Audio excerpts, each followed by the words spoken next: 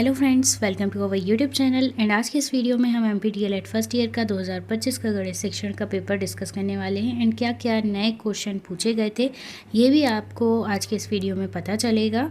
And इस video में हम पेडागोजी ऑफ मैथमेटिक्स यानी गणित शिक्षण के हिंदी वर्जन पर इस वीडियो को समझेंगे। And next video English medium के स्टूडेंट्स के लिए भी लाएंगे। अगर आप चैनल में न्यू है तो चैनल को सब्सक्राइब करके बेल आइकन को क्लिक ज़रूर कर लें। एंड वीडियो पसंद आए तो लाइक ज़रूर कर लीजिएगा। एंड कोई भी डाउट अगर आपको आता है तो आप कमेंट सेक्शन में पूछ सकते हैं। सो आइए स्टार्ट करते हैं। जैसे कि आप जानते ही होंगे 70 मार्क्स का ये पेपर होता है। 15 मार्क्स के ऑब्जेक्टिव आते हैं, 2 मार्क्स के 6 क्वेश्चंस आते हैं, एंड देन 3 मार्क के 4 क्वेश्चन, 4 मार्क के 4 क्वेश्चन एंड 5 मार्क के 2 या 3 क्वेश्चंस यहाँ पर पूछे जाते हैं। सो यहाँ पर सबसे पहले हम ऑब्जेक्टिव का क्वेश्चन नंबर 1 देखते हैं, जिसमें आपको MCQs दिए हुए हैं।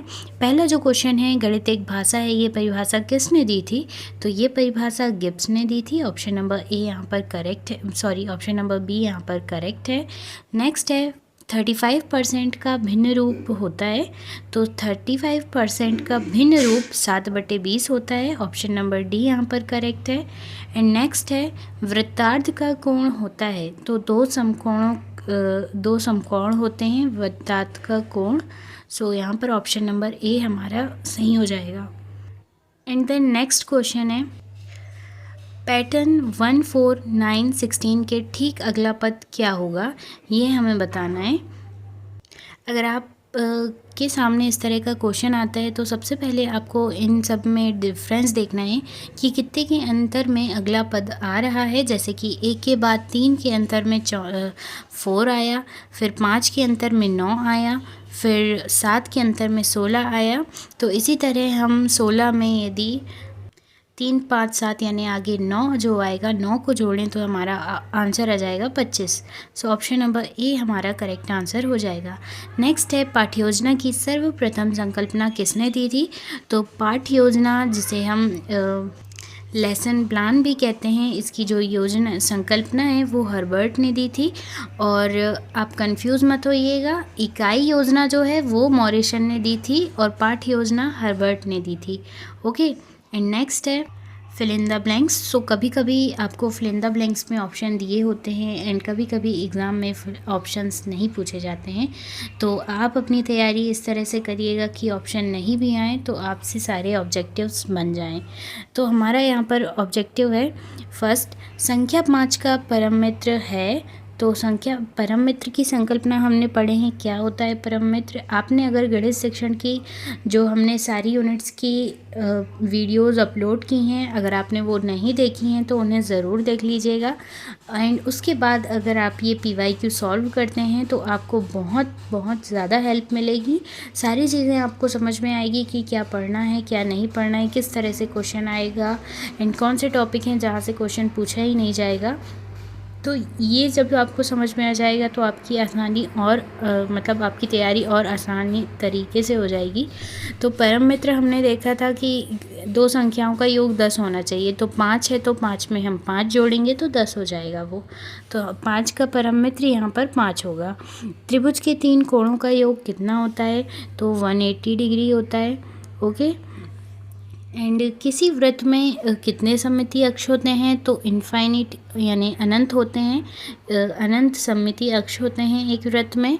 और SMSG की स्थापना कब हुई थी अमेरिका में?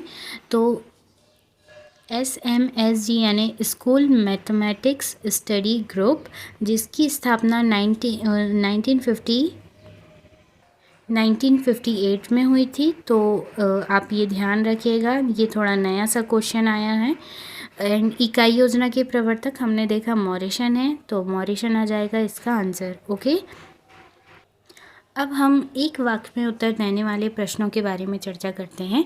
पहला जो प्रश्न पूछा गया था, अनुकूलन की 2 क्रियाएं कौन कौन सी होती हैं? तो पियाजे के अनुसार जो अनुकूलन की 2 क्रियाएं हैं उसमें पहला होता है आत्मसातीकरण और दूसरा होता है समायोजन। तो ये 2 क्रियाएं होती हैं, आप याद रखिएगा। एंड सबसे छोटी अभाज्य संख्या लिखिए। तो सबसे छोटी अभाज्य संख्या 2 होती है।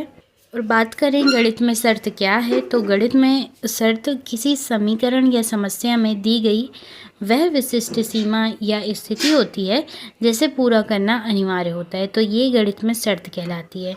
ओके, ये आप याद कर लीजिए। एंड नेक्स्ट है गणित में प्रक्रिया को परिभाषित कीजिए। तो प्रक्रिया वह तार्किक विधि या संक्रिया है जिसके द्वारा किसी समस्या को हल किया जाता है। ओके, इसी तरह नेक्स्ट था प्रवेश रजिस्टर क्या होते हैं।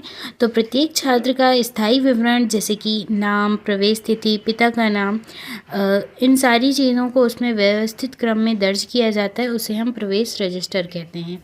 ओके, तो ये आपके टोटल 15 ऑब्जेक्टिव्स यहाँ पर कवर होते हैं। एंड आपने देखा होगा कि किस तरह से यहाँ पर पूछे गए हैं। कुछ ऑब्जेक्टिव्स जो हैं वो रिपीट हुए हैं प्रीवियस ईयर के, एंड कुछ यहाँ पर न्यू देखने को मिले थे। जैसे SMSG वाला हो गया, वो न्यू था। गणित में शर्त, गणित में प्रक्रिया की परिभाषा, ये क्वेश्चन थोड़े न्यू थे, है ना। तो अब हम यहाँ पर आ जाते हैं 2 अंक के प्रश्नों में। यहाँ पर पहला प्रश्न पूछा गया है, निगमन विधि की व्याख्या कीजिए। तो हमने इसके बारे में बहुत अच्छे तरीके से पढ़ा हुआ है। निगमन विधि वो होती है जिसमें नियम से उदाहरणों की ओर जाया जाता है, यानी सामान्य से विशिष्ट की ओर जाया जाता है। तो आप समझ ही गए होंगे कि जब गणित में नियम को पहले बता दिया जाए एंड उसकी मदद से फिर उदाहरणों और विभिन्न उदाहरणों में मतलब उस नियम का प्रयोग किया जाता है, तो यही निगमन विधि कहलाती है।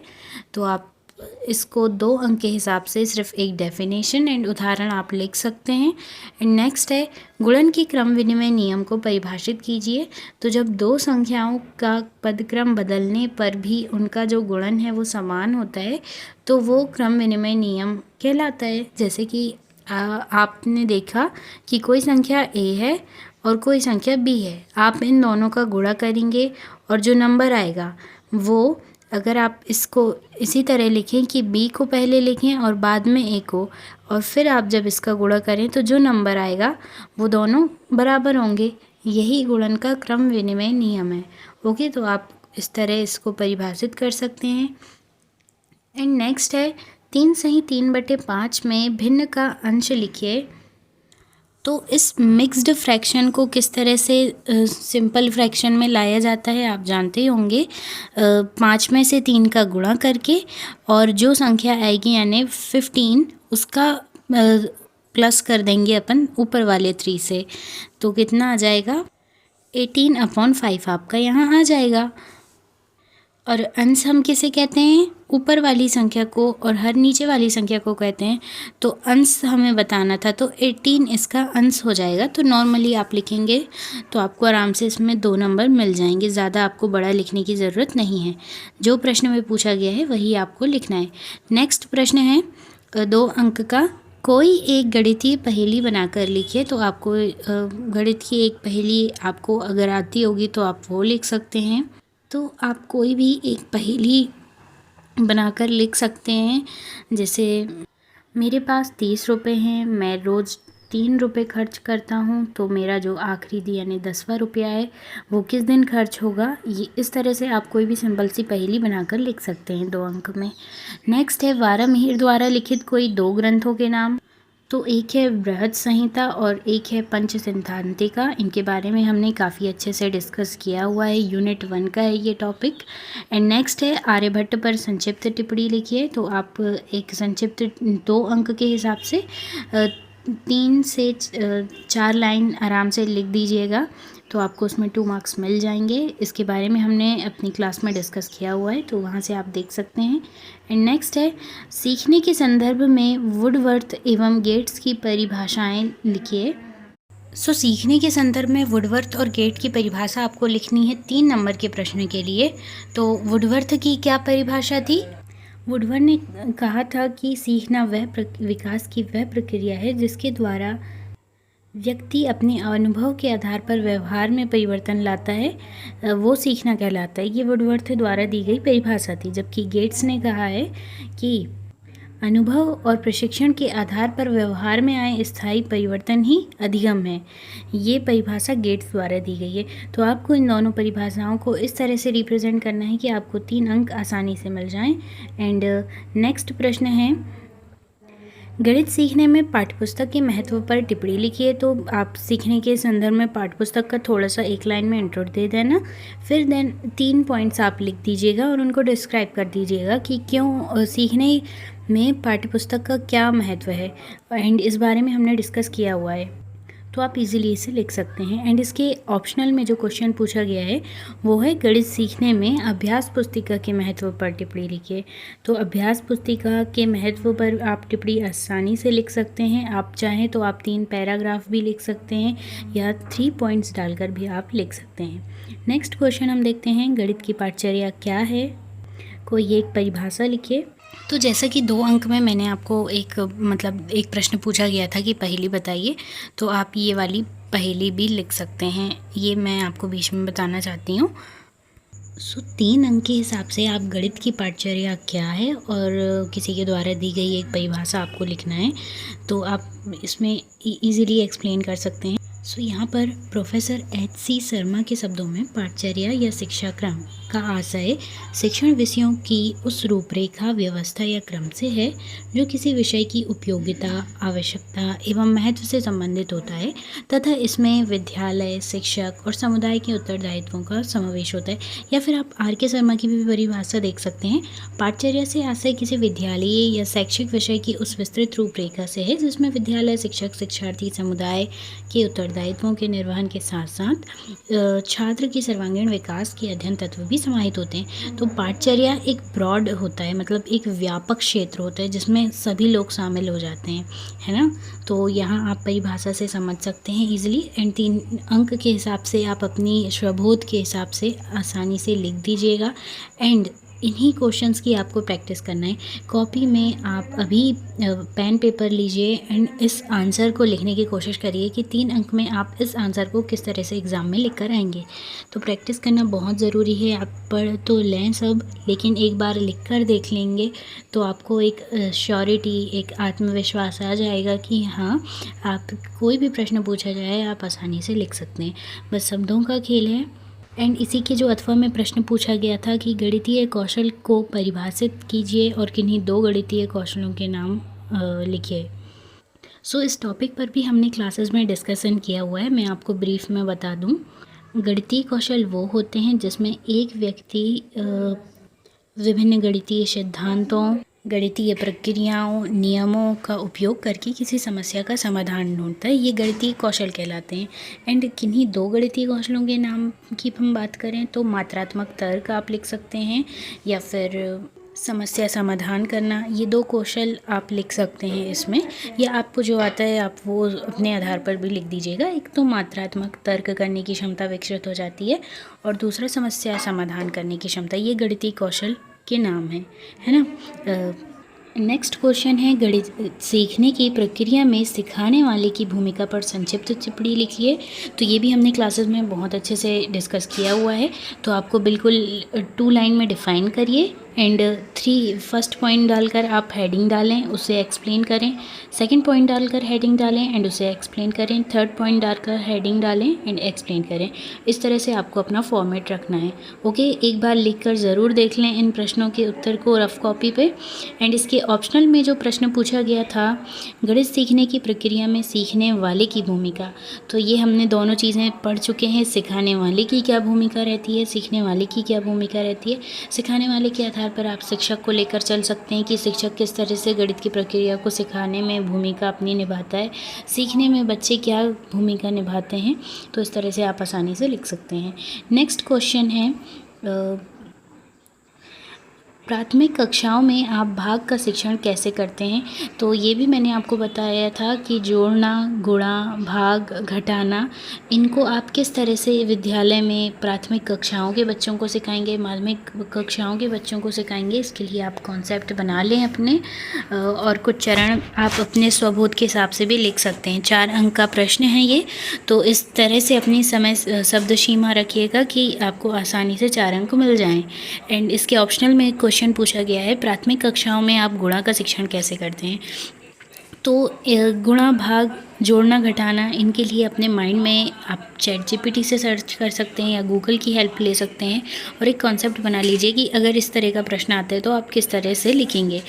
एंड बोझ बना के आपको सारी चीज़ें नहीं करनी है। ईज़िली आप हल्के देखते जाइए कि वाकई आप प्राथमिक कक्षाओं में भाग का शिक्षण कैसे करेंगे। आप खुद से सोचेंगे तो इजीली इसका आंसर लिख सकते हैं। कोई बहुत टफ पेपर नहीं आता है, सब इजी रहता है। नेक्स्ट क्वेश्चन है सर्वांग समता की उदाहरण सहित व्याख्या कीजिए। ये भी हमने इस बारे में डिस्कस किया हुआ है। तो आपको सर्वांग समता की अच्छे से 3 लाइन में परिभाषा देना है, उसका उदाहरण देना है और आपको एक डायग्राम भी बना देना है। ओके, एंड इसके ऑप्शनल में क्वेश्चन दिया हुआ है समरूपता को उदाहरण सहित व्याख्या कीजिए। तो ये दोनों ही टॉपिक हमने बहुत अच्छे से समझ चुके हैं और एंड क्या है इन दोनों में अंतर ये भी हमने देखा है। तो आप गणित की सारी क्लासेस अटेंड कर लेंगे तो आपसे ये सारे क्वेश्चंस बन जाएंगे। नेक्स्ट है बंद आकृतियाँ क्या होती हैं, किन्हीं 4 बंद आकृतियों के नाम लिखिए। तो बंद आकृतियाँ जैसे कि आप नाम से ही समझ पा रहे हैं, तो ऐसी ज्यामितीय आकृतियाँ जिनके कोई खुले आकार ना हो, बंद संरचना हो उनकी, जैसे कि आपका गोला हो गया, त्रिभुज हो गया, चतुर्भुज हो गया, ये बंद आकृतियाँ कहलाती हैं। तो आप इनको लिख सकते हैं। ओके, एंड नेक्स्ट है सममितीय एवं असममितीय आकृतियों को परिभाषित कीजिए। ये भी आप बहुत आसानी से एक्सप्लेन कर सकते हैं। तो आपको दोनों को आसानी से परिभाषित करना है। आप इसे कैसे लिखेंगे, आप पहले सममिति वाला हेडिंग डालेंगे, आप इसकी परिभाषा लिखेंगे यहाँ पर। परिभाषा लिखने के बाद इसकी कुछ विशेषताएं आप लिख सकते हैं, 2 है ना, और फिर असममितीय आकृतियों को आपको समझा देना है। क्योंकि 4 अंक का प्रश्न है तो आप अपना फॉर्मेट कुछ इस तरह से रखिएगा तो एग्जामिनर पे एक अच्छा इंप्रेशन जाएगा एंड आपको बहुत अच्छे मार्क्स मिल जाएंगे। नेक्स्ट है गणित शिक्षण के किन्हीं 2 मनोवैज्ञानिक सिद्धांतों पर संक्षिप्त टिप्पणी लिखिए। ये यूनिट 4 का एक टॉपिक है या यूनिट 5 का है, वो आप देख लीजिएगा। लेकिन हमने मनोवैज्ञानिक सिद्धांतों के बारे में बहुत अच्छे से डिस्कस किया हुआ है। कोई भी 2 सिद्धांत आपको यहाँ पर लिख देने हैं और उनको एक्सप्लेन भी करना है। ओके, नेक्स्ट है वाइगॉत्स्की के सीखने के सिद्धांतों की व्याख्या कीजिए। तो 4 अंक के अनुसार आपको इसकी व्याख्या कर देनी है अच्छे से। नेक्स्ट है विद्यार्थी में गणित का डर दूर करने के लिए एक शिक्षक के रूप में आप क्या प्रयास करेंगे। तो आप इसमें आसानी से लिख सकते हैं, आप 5 पॉइंट भी लिख सकते हैं कि पहला तो गतिविधियों में छात्रों को शामिल करके आप शिक्षण करेंगे, गणित का शिक्षण, और खेल खेल में शिक्षण करेंगे। तीसरा एक कहानियों के द्वारा या फिर विभिन्न कलरफुल चार्ट्स या नए नए संसाधनों के द्वारा आप गणित शिक्षण के डर को दूर कर सकते हैं विद्यार्थियों में, और उनके साथ मतलब उनको सामान्य जीवन में गणित सामान्य जीवन के साथ गणित को जोड़कर आप सिखाएंगे गणित, तो उनका डर दूर होगा गणित से। और विभिन्न उदाहरणों के ज़रिए, दैनिक जीवन के उदाहरणों का उपयोग करके आप गणित के डर को दूर कर सकते हैं। तो इस तरह से आप इजीली 5 पॉइंट्स लिख सकते हैं एंड आई होप कि आपके पास इससे भी अच्छे उदाहरण होंगे एंड पॉइंट्स होंगे।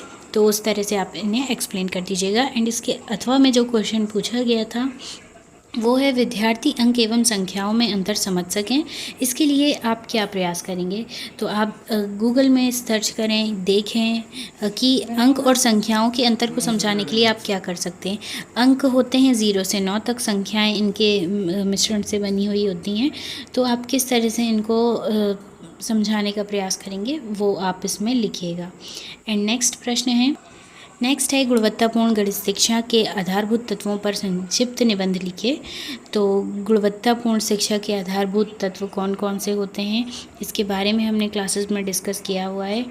एंड इसके ऑप्शनल में जो पूछा गया था, गणित में ज्ञान की रचना में पाठचर्या एवं विषय वस्तु के अंतरण की भूमिका पर संक्षिप्त निबंध लिखिए। एंड नेक्स्ट प्रश्न है अधिगम के आकलन का अर्थ लिखिए और इसकी कोई 3 विशेषताएं लिखिए। और इसके अथवा में पूछा गया है व्यापक मूल्यांकन को समझाइए और इसके महत्व को लिखिए।